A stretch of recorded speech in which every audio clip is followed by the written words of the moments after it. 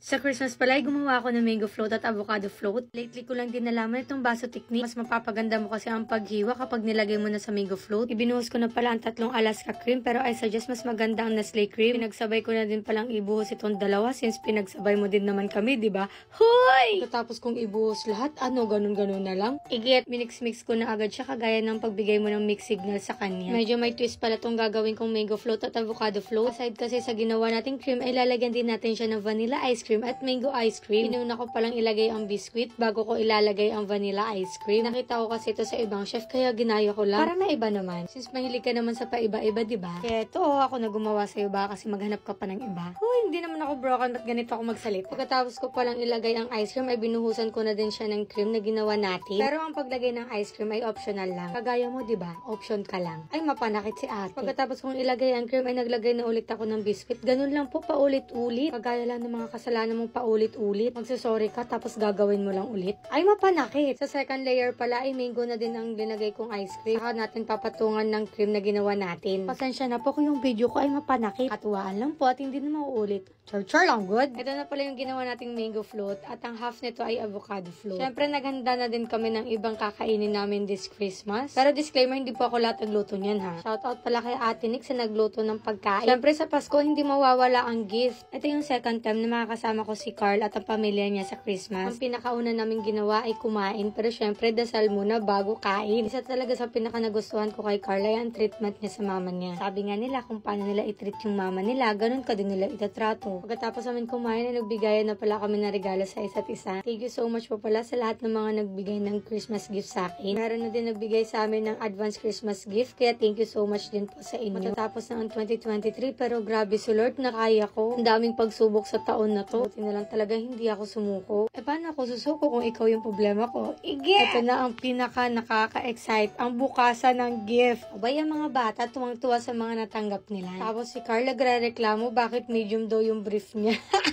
Yun kasi yung isa sa natanggap niya. Alam niyo, ang pinakagusto ko talaga sa pagbukasan ng gift ay makita yung reaction ng pinagbigyan ko ng gift. Ang sarap lang makita na gustong-gusto nila yung natanggap nila. Alam mo yung feeling na, hala, right choice lang talaga na yun yung pinili ko para sa kanila. Guys, naalala ko tuloy yung pinagbigyan ko ng gift tapos hindi natuwa at ayun, naghanap pa ng iba. Tapos sasabihin pa, eto lang, grabe na lang, Jod. Pero syempre, hindi mawawala ang shon-shon natin. Binilan din namin siya ng gift. May bago na naman siyang ngangat-ngatin. Pagbukas nga namin, ay gigil na gigil siya. Sabi niya, akin to, akin to, akin to. O sige na, sa'yo na yan, Chon. Walang mag-aagaw dyan. Ang natanggap ko pala galing kay Carla ay Airwheel. Wow, Airwheel! Dati ko pa talaga gusto tong bilhin. Kaso ang dami ko kasing uunahin. Kaya si Carla lang bumili para sa akin. Uy, di ka kikiligin. Magiging comfy na talaga ang travel namin ito. Hindi na ako magbibit-bit. Thank you, Daddy. Kaya yung shon-shon namin, comfy na din, no? Gustong gusto niya yung gift niyo.